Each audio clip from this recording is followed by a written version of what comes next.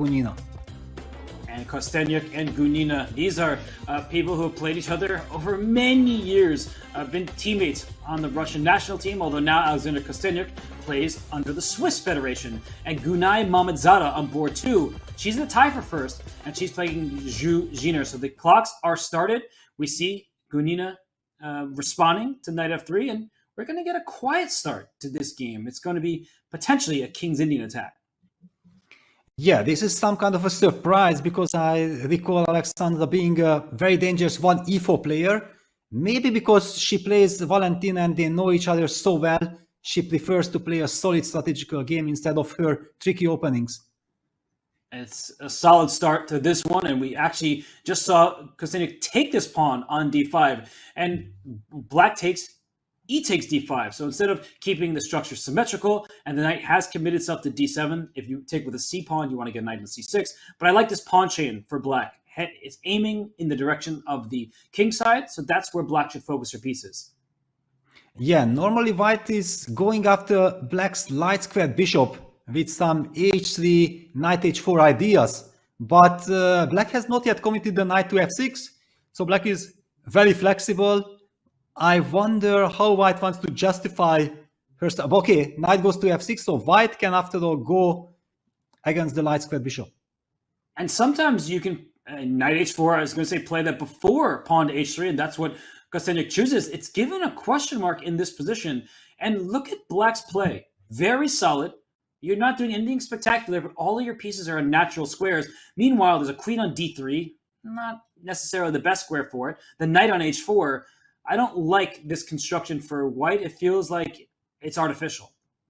Yes, and the point was that with the bishop on d6, usually that bishop is on e7. I think this is the big difference, and why I was saying that black's play was very flexible. White had to play the move rook e1 in order to try to chase that bishop, because if she would have done it earlier, then after bishop h5, g4, knight takes g4 would have been possible. H takes g4. Let's not forget black's bishop was still on d6. Then after queen takes h4, g takes h5, it have resulted in queen h4 to h2 checkmate. That was the problem, and that's why the rook move, rook e1, had to be played. And look at this. g4 attacks the bishop, knight e4 the response. The queen on d8 is opened up on the diagonal towards that knight on h4. So Peter, I'm liking black's position because white has committed a lot by pushing the pawns in front of her king. Exactly. If you can't get that bishop, and it seems to me like black can now just fall back with the bishop quietly to g6. It looks very promising for black.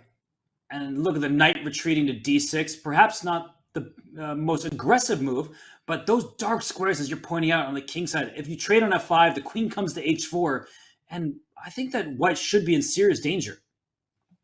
Yes. The only good news is, if white is able to get e2, e4 in, you get some kind of a harmony, but now the knight c4 move was also hitting the bishop on d2, so Alexandra retreats the bishop all the way back to c1.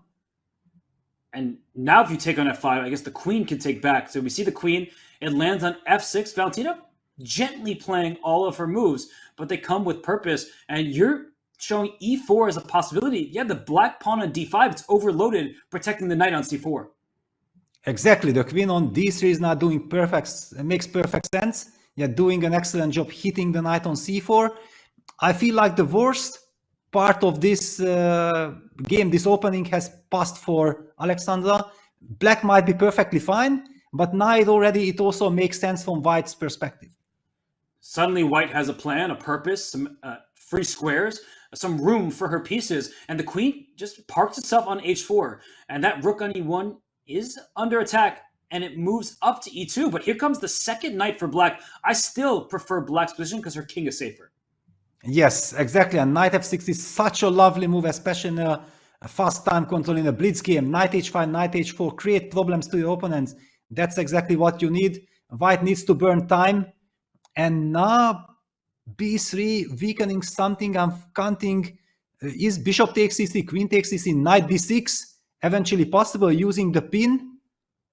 Yes, and she starts with knight d6. I like that she keeps the tension between bishop and knight. If e5 is played, both knights are under attack, but bishop takes knight on c3, queen takes, and that pin is there. So knight takes f5 is you're highlighting. Yes, this is what I have been worried about. It's not only the pawn, but also the squares. Black already has a lovely square for f5. The other knight can also join the party. Yeah, okay, takes, and then we're gonna see knight h5. Peter, even if you gave white a c-pawn, let's say, to even up the material, black is still better because of the control of the dark square. So it's much more fun to play this for black regardless, but when you're also material ahead, it's too much to be true. Yeah, it's basically completely winning for black. Also, the clock situation, black is not down to last couple of seconds. She still has almost 1.5 minutes. And rook e6, a rook left going to g6 next. The white king is in danger. And for black, you have all the time in the world because you have a light square bishop and all these weak dark squares that the knight's coming to f4, the queen can come to g3, a rook to g6, h3 is going to fall. This is over. This is completely hopeless. Yeah, it's strategically better for black. Black has the initiative. Black is up material. You can even just follow it up with rook a8, rook g6, but you might even not need the rook on a8 to join the action at all.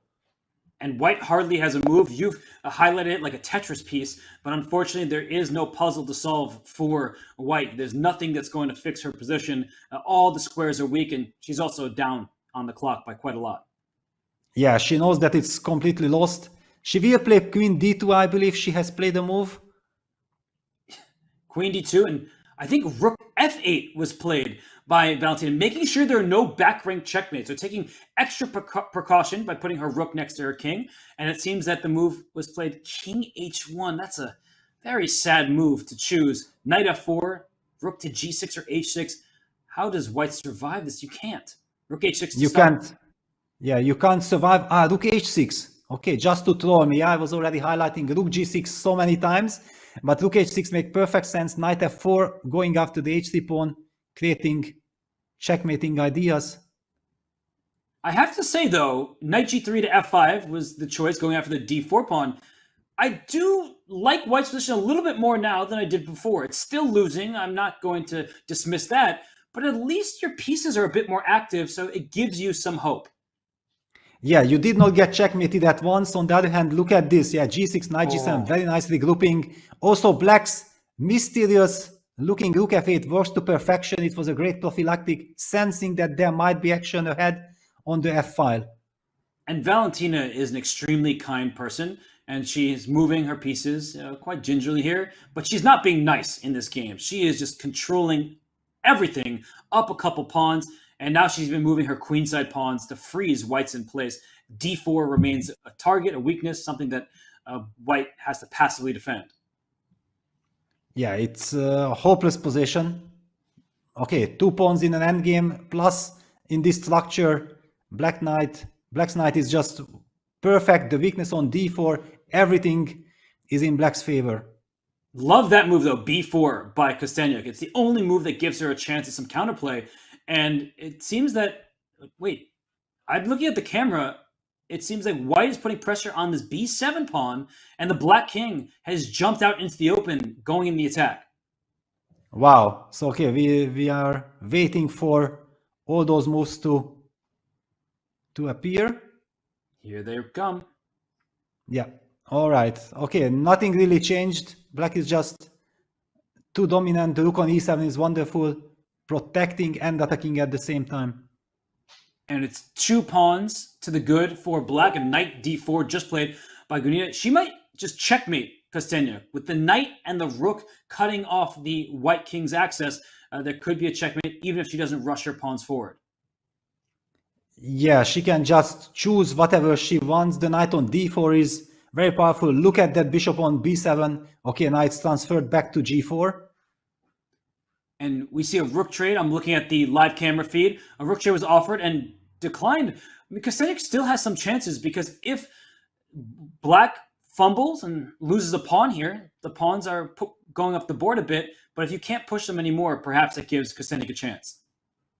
Yeah, I feel like it's kind of a miracle already that Kosteniuk is still in the game and she's able to fight, but nevertheless, it looks completely winning. Be careful, knight e3, bishop f3, checkmate. You can lose the game.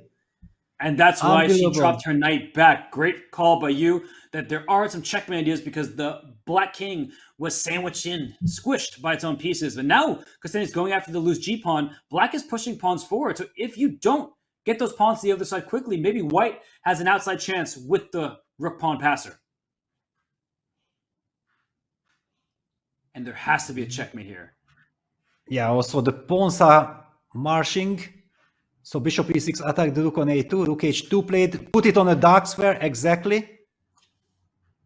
And there's the black knight. Checkmate is on the first rank, and now the rook and bishop are under attack. This could be resignation. You see Kosteniuk looking